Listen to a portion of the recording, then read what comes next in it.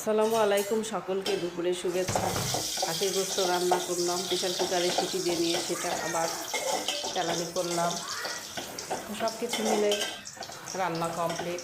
এখন খাবো আমরা গোসল সেরে। তো রান্না হয়েছে সেটা আমি দেখাচ্ছি। পাতিলে রান্না করেছি তো ওই জন্য অত দেখা যাচ্ছে না। আমি কাছে নিয়ে যাচ্ছি, কাছে নিয়ে গিয়ে দেখাচ্ছি ভিডিওটা। অনেক সুন্দর করে আর কি পরিচ্ছন্নভাবে রান্না করেছি খাসির গোস্ত।